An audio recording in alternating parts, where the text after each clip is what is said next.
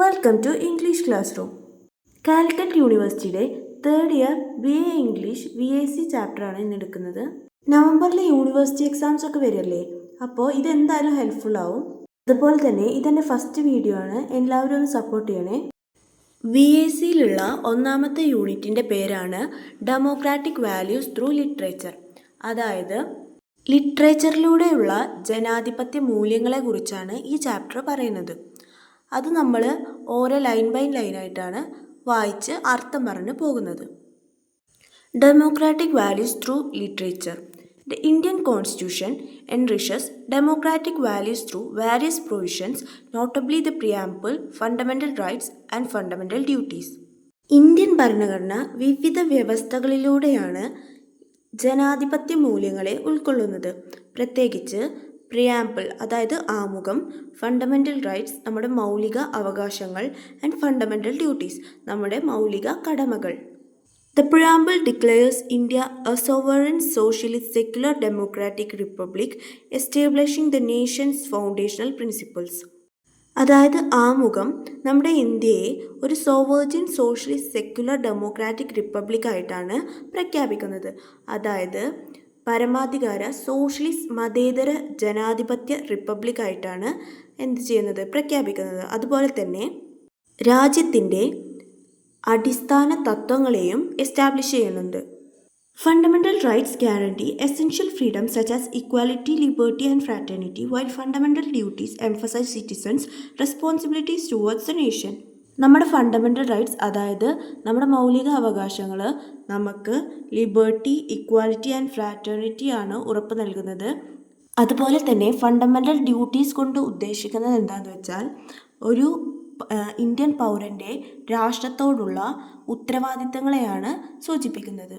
Together, these elements uphold India's democratic ethos, ensuring active citizen participation and promoting a just, equitable and inclusive society. അപ്പോൾ ഈ മൂന്ന് ഘടകങ്ങളും, അതായത് preamble, fundamental rights and fundamental duties, ഒരുമിച്ച് ഇക്വിറ്റബിളും inclusive society, അതായത് നീതിയുക്തവും തുല്യവുമായ active citizen പാർട്ടിസിപ്പേഷനുള്ള ഇന്ത്യയുടെ democratic ഈത്തോസിനെ ഉയർത്തിപ്പിടിക്കുന്നു. അതായത് ജനാധിപത്യ ധാർമ്മികതയെ ഉയർത്തിപ്പിടിക്കുന്നു. Democracy as a system of governance is founded on the principle that power ultimately resides with the people, either directly or through their elected representatives. ഇതുകൊണ്ട് ഉദ്ദേശിക്കുന്നത് എന്താണെന്ന് വെച്ചാൽ, ഒരു ജനാധിപത്യ രാജ്യം അല്ലെങ്കിൽ ഒരു ഡെമോക്രാറ്റിക് കൺട്രിയിൽ ശരിക്കുള്ള പവർ അവിടെ ജീവിക്കുന്ന ജനങ്ങൾക്കാണ്. അതുകൊണ്ട് തന്നെ എന്തൊരു നിയമം വരുമ്പോഴും എന്തൊരു തീരുമാനങ്ങൾ എടുക്കുമ്പോഴും അതിൽ അവർക്ക് ആക്റ്റീവ്ലി പാർട്ടിസിപ്പേറ്റ് ചെയ്യാൻ പറ്റും. അത് ഡയറക്റ്റായിട്ടോ അല്ലാന്നുണ്ടെങ്കിൽ അവർ തിരഞ്ഞെടുക്കുന്ന റെപ്രസെൻറ്റേറ്റീവ് വഴിയോ അവർക്ക് പാർട്ടിസിപ്പേറ്റ് ചെയ്യാൻ പറ്റും. Unlike autocratic, military, monarchical or aristocratic systems, democracy prioritizes individual rights, freedom and equality, ensuring that every person has a voice in the political process. ഒരു ഡെമോക്രസി അല്ലെങ്കിൽ ഒരു ഡെമോക്രാറ്റിക് കൺട്രി എങ്ങനെയാണ് സ്വേച്ഛാധിപത്യ, രാജവാഴ്ച, സൈനിക കാലഘട്ടങ്ങളിൽ നിന്ന് വ്യത്യസ്തമാകുന്നതെന്ന് വെച്ചാൽ, ജനാധിപത്യം ഓരോ വ്യക്തിയുടെയും അവകാശത്തെയും സ്വാതന്ത്ര്യം, സമത്വം എന്നിവയ്ക്കൊക്കെ മുൻഗണന നൽകുന്നുണ്ട്. അതേപോലെ തന്നെ രാഷ്ട്രീയ പ്രക്രിയകളിൽ, അതായത് പൊളിറ്റിക്കൽ പ്രോസസ്സിൽ എല്ലാ സിറ്റിസൺസിനും, അതായത് ഓരോ വ്യക്തിക്കും ശബ്ദമുണ്ടെന്ന് ഉറപ്പാക്കുന്നുണ്ട്. However, democracy is not confined to a form of government alone. It carries a broader spectrum of meanings. അതായത് ഡെമോക്രസി അല്ലെങ്കിൽ ജനാധിപത്യം ഒരു തലത്തിലുള്ള ഗവൺമെൻറ്റിൽ മാത്രം ഒതുങ്ങുന്നില്ല, അതിന് വേറെ കുറേ അർത്ഥങ്ങളുമുണ്ട്.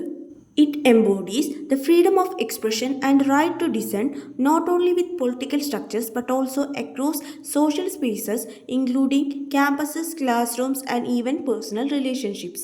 അത് രാഷ്ട്രീയ ഘടനയ്ക്കുള്ളിൽ മാത്രമല്ല, ക്യാമ്പസുകളിലും ക്ലാസ് റൂംസിലും അതേപോലെ തന്നെ നമ്മുടെ പേഴ്സണൽ റിലേഷൻഷിപ്പിലും ഫ്രീഡം ഓഫ് എക്സ്പ്രഷനും ഫ്രീഡം ഓഫ് ഡിസെൻറ്റും തരുന്നുണ്ട്. അതായത് നമുക്ക് എതിർക്കാനുള്ള ഫ്രീഡവും അത് തരുന്നുണ്ടെന്ന് അർത്ഥം. അപ്പോൾ ഇന്നത്തെ ക്ലാസ് ഇത്ര മതി. 2 പാരഗ്രാഫാണ് ടെക്സ്റ്റ് ബുക്കിൽ നിന്ന് നമ്മളിന്ന് ഡിസ്കസ് ചെയ്തത്. വീഡിയോക്ക് ലെങ്ത്ത് കൂടിക്കഴിഞ്ഞാൽ ശ്രദ്ധിക്കാൻ ബുദ്ധിമുട്ടാവും, അതുകൊണ്ടാണ് ചെറിയ വീഡിയോ ആയിട്ട് നിർത്തുന്നത്. അതുപോലെ തന്നെ ഡൗട്ട്സും ഫീഡ്ബാക്കും ഒക്കെ കമൻസിലൂടെ അറിയിക്കുകയും ചെയ്യുക. അപ്പോൾ ഇത്രയേ ഉള്ളൂ ഇന്നത്തെ class. Hope you like it. By.